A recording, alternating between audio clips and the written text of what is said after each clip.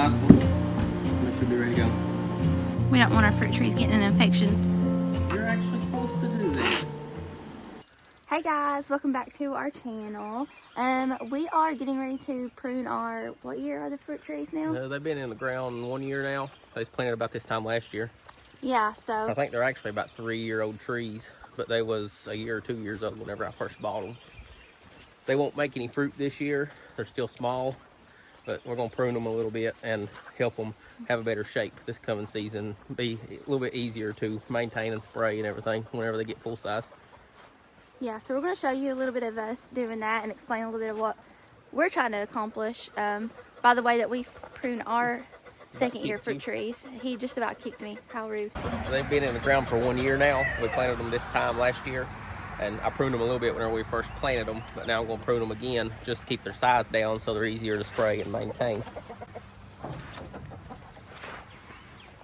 I'm going to sterilize these probably in between every tree. That way, some of them's got some bark splitting. I don't know if that's a disease or what that is, but I don't want to transfer anything from one tree to the next. I'm basically just going to open up anything growing towards the center and top these off so it'll flush out like a bush instead of just growing upright, because we want to keep it so I can prune it from flat-footed. That way it's just maybe about 6-7 foot tall, something like that, and it's easier to pick the fruit, easier to spray with the pesticides and all that stuff that we have to use on it. You know, we don't want this one growing that low, and then all the rest of them I'm just going to top off to an outward facing bud at a decent height, probably about right here. Let's go ahead and do this one. Yep, 2 outward facing buds. I'm going to do it up here though.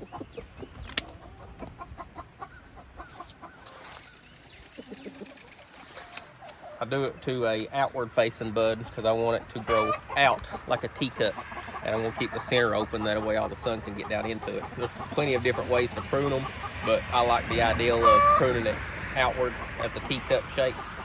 That way it's easier to maintain, easier to pick fruit off of it, all that stuff. This is your Honeycrisp apple. My favorite. Yeah, Honeycrisp. I hope those tags never come off because I'll probably forget. I'm just going to trim them all off at chest height. That way they'll flush back out. I'm going to try and keep them down like 6 foot instead of letting them get 12-15 foot tall like they would. They'll be a little bit smaller and won't make as much fruit, but they'll be easier to maintain, and we really don't need a ton of fruit because we've got 8 fruit trees out here. If these was all actually full size, we'd have more fruit than we knew what to do with. Put the thing split right over top of it. We're not going for... I think I'm going to snip that off right there because we don't need that.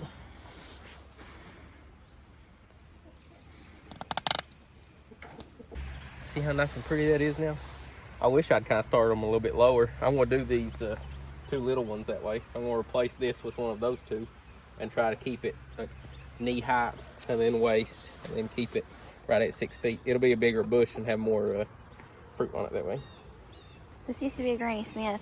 It'll be either a Gold Rush or a Liberty, because that's one of those 2 is what I'm going to put in there. What happened to it? I hit it with a lawnmower. Oh. It was weak anyway, like it wasn't growing good. And I hit it with the lawnmower and snapped it off at the graft. So these are 2, where did these come from? These little ones over here. I grafted those at a fruit tree class I took at the Kentucky Extension office. We went to an orchard and they showed us how to graft fruit trees and stuff. There was 3, but Solomon decided he wanted to snap one off. That actually reminds me, if you guys are needing like some in-depth information about how to prune your fruit trees or anything farm related, I would definitely recommend going to your extension office, because we did, well, my husband did. I didn't get to go because I was taking care of the children, but he did a class on pruning fruit trees, and they did it all for free. They got to go to an orchard, like you said. It sounded really cool, and he learned a lot that way. So definitely hit it up, you know, use those free resources. This is the Rainer cherry. Yeah. Now all the cherries are already budding out.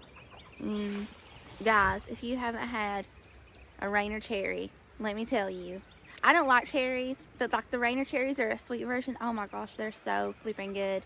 But when I looked online, it said they grow the best in Washington, like that kind of climate. And we're a little bit more south, so I'm interested to see if it works out. I really hope it does because they're so good. This is lapins, and the chickens have really dug the roots. Yeah, we had to get a lapins too. As a pollinator. Yeah, it's a pollinator. For the rain. So we'll see what happens there. Drink that Diet Mountain Dew. That big gulp.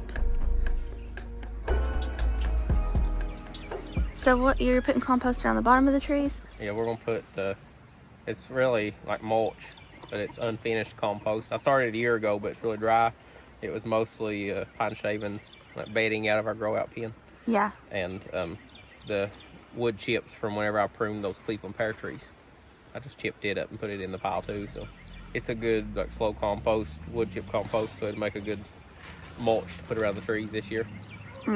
Should add a little nitrogen. I put wood ash and charcoal from the barbecue pit in it too, so should be good.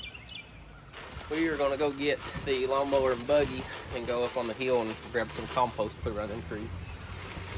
I'm gonna mulch them out probably 4 or 5 feet, and then we'll let the chickens scratch it out the rest of the way. I want to focus on like a 10-foot area, like 10-foot circle around each tree. Yeah.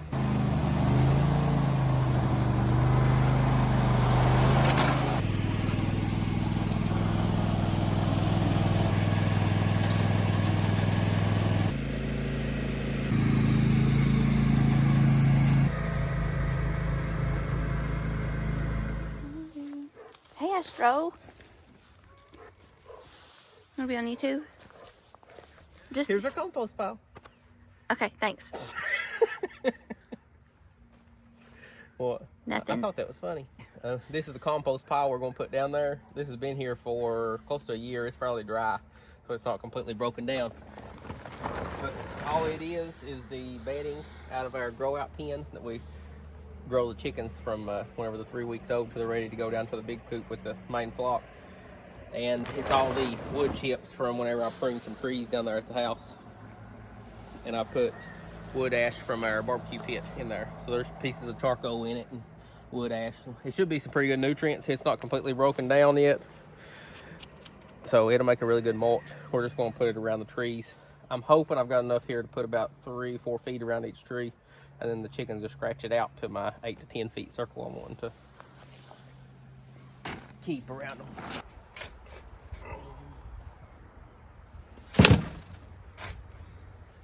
It's really dry on the inside. I should have had the top off of it and let it rain on it where we've been getting all this rain, and it'd be broken down more, but it'll work really good for a mulch.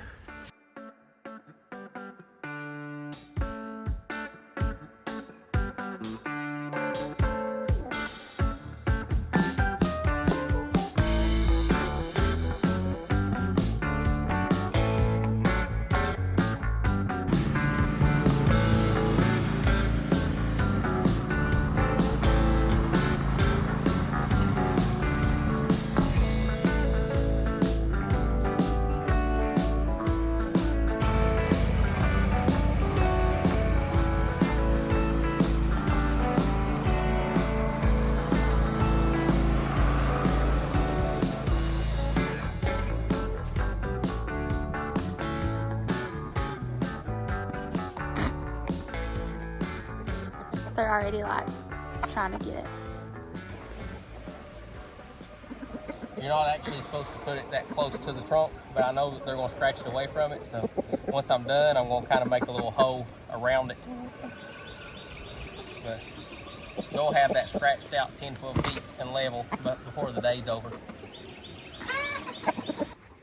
Okay, so that's a full yard of compost, or mulch, I guess you could call it, around all the trees. I just piled this up. I've done the same amount I've done on these trees as I did on those 4 over there, and they've already scratched that out completely in less than an hour, which that still looks like it's in about my 10-foot circle I want to do around each tree. I'm focusing on a 10-foot circle around each tree of putting manure and compost and stuff like that.